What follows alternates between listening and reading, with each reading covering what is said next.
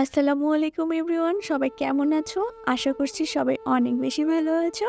আবারও হাজির হয়ে গেলাম সহজ এবং মজাদার রেসিপি নিয়ে। আজকে করে দেখাবো সবজি দিয়ে পাতলা খিচুড়ি অথবা ল্যাটকা খিচুড়ি। অনেকেই কিন্তু অনেক নামেই চিনে থাকো।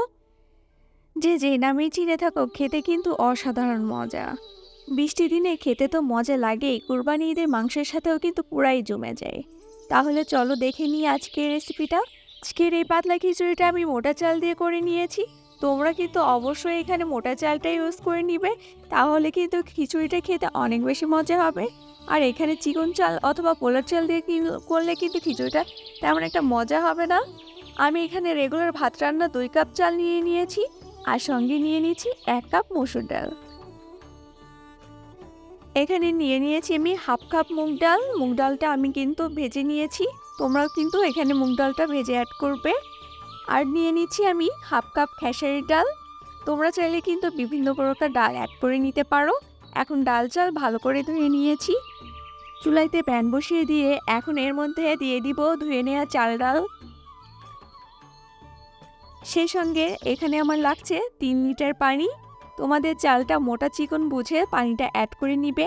তোমাদের চালটা যদি বেশি মোটা হয় তাহলে আরও হাফ কেজি পানি অ্যাড করে নিতে পারো। আজকের এই ল্যাটকা খিচুড়িতে আমি বিভিন্ন প্রকার সিজনাল সবজি ইউজ করে নিব।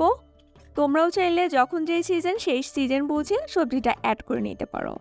এখন আমি 1 কাপ পেঁয়াজ কুচি দিয়ে দিচ্ছি।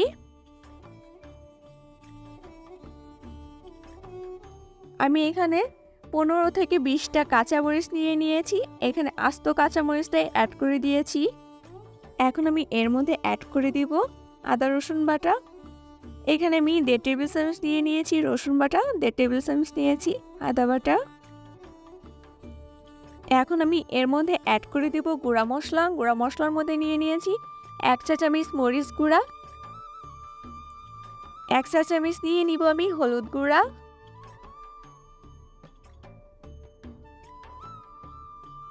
হাফ চা চামচ নিয়ে নিব ধনে গুঁড়া। এখন আমি এর মধ্যে সবজি অ্যাড করে নিব। এখানে ছোট টুকরো করে নেওয়া 1 কাপ লাউ দিয়ে দিচ্ছি। সেই সঙ্গে দিয়ে দিব এখানে হাফ কাপ ছোট টুকরো করে নেওয়া বেগুন। বেগুনটা দিয়ে এখন আমি এর মধ্যে দিয়ে দিব ছোট টুকরো করে নেওয়া 1 কাপ আলু। আলুটা দেয়া হয়ে গেলে এর মধ্যে অ্যাড করে দিব আমি 1.5 কাপ বাঁধাকপি। এখানে ছোট ছোট টুকরা করে নিয়েছি। তোমাদের হাতের কাছে যে সবজিগুলো থাকবে সেটা দিয়ে এই খিচুড়িটা করে নিতে পারবে। এখন ভালো করে মিক্সড করে নিব। মিক্সড করা হয়ে গেলে আমি এখন ঢাকনা দিয়ে আধা ঘন্টা রান্না করে নিব। আধা ঘন্টা পরে আমি ফিরে আসছি। এরই মাঝে কিন্তু আমার আধা ঘন্টা হয়ে গেছে, দেখতেই পাচ্ছ আমার কিন্তু খিচুড়িতে বলক চলে এসেছে। এখন আমি এর মধ্যে অ্যাড করে দিব স্বাদ মতো লবণ। পর্যায়ে কিন্তু লবণটা তোমরা কম করে দিয়ে দিবে। পরবর্তীতে লাগলে তোমরা এখানে লবণটা অ্যাড করতে পারবে। একটু পরপর কিন্তু নেড়ে দিতে হবে। আমি এরই মাঝে কিন্তু কয়েকবার ঢাকনা খুলে নেড়ে নিয়েছিলাম। দেখতেই পাচ্ছ আমার এখনও কিন্তু কিছুটা চালটা ফোটা বাকি আছে। আবারও ঢাকনা দিয়ে আমি কিছুটা রান্না করে নিব। এ পর্যায়ে কিন্তু একটু পরপর নেড়ে দিতে হবে, তা না হলে কিন্তু বলক উঠে পড়ে যেতে পারে। আর আমার এরই মাঝে কিন্তু চালটা ফুটে গেছে। এখন আমি এর মধ্যে অ্যাড করে দিব হাফ কাপ টমেটো কুচি। তোমরা কিন্তু টমেটোটা এই পর্যায়েই দিয়ে নিবে, তা না হলে পরে কিন্তু টমেটো আগে অ্যাড করলে চালটা ফুটতে অনেক বেশি সময় লাগবে। আবারও ঢাকনা দিয়ে আরও কিছুক্ষণ রান্না করে নিব। চালটা প্রপারলি কুক হওয়া পর্যন্ত ওয়েট করে নিব। এরই মাঝে কিন্তু আমার দেখতেই পাচ্ছ চালটা প্রপারলি কুক হয়ে গেছে। এখন আমি এর মধ্যে অ্যাড করে দিব 1 চা চামচ ভেজে নেওয়া জিরা গুঁড়া। এই পর্যায়ে জিরাটা দিলে সুন্দর একটা খিচুড়ির মধ্যে ফ্লেভার অ্যাড হয়। এই পর্যায়ে আমি অ্যাড করে দিব বেশ কিছুটা ধনেপাতা কুচি। এই খিচুড়িতে কিন্তু ধনেপাতার ফ্লেভারটা অনেক বেশি ভালো লাগে। তোমরা কিন্তু চাইলে স্কিপ করতে পারো, অনেকেই আছো ধনেপাতার ফ্লেভারটা পছন্দ করো না। এখন আমি এ পর্যায়ে ঘুটনি দিয়ে কিছুটা ঘুটে নিব। খিচুড়িটার নাম যেহেতু ল্যাটকা, সেহেতু খিচুড়িটা কিন্তু ঘোটা না হলে ভালো লাগবে না খেতে। এরই মাঝে কিন্তু আমি খিচুড়িটা টেস্ট করেছিলাম, আমার কাছে সামান্য কিছুটা লবণ কম লাগছে। এই জন্য আমি এর মধ্যে আবার কিছুটা লবণ অ্যাড করে নিলাম। এদিকে আমি চুলাইতে প্যান বসিয়ে দিয়েছি। এর মধ্যে আমি 4 টেবিল চামচ দিয়ে দিচ্ছি তেল। তেলটা দিয়ে এখন আমি খিচুড়িটা ফোড়ন দিয়ে নিব।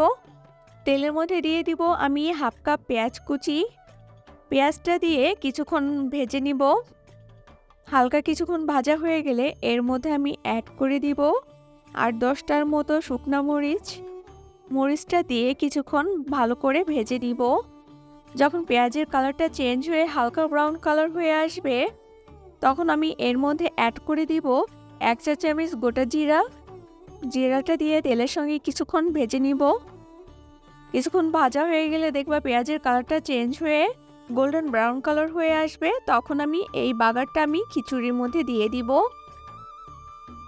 এই কাজটা কিন্তু গরম অবস্থায় করে নিতে হবে।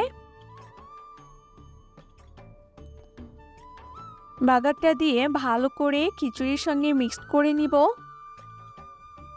এ পর্যায়ে কিন্তু খিচুড়িটা বারবার নেড়ে দিতে হবে, তা না হলে তলায় পুড়ে যেতে পারে, যেটা খিচুড়ি থেকে একদম পোড়া ব্যাড স্মেল আসবে, খিচুড়ির টেস্টটা পুরাই নষ্ট করে দিবে।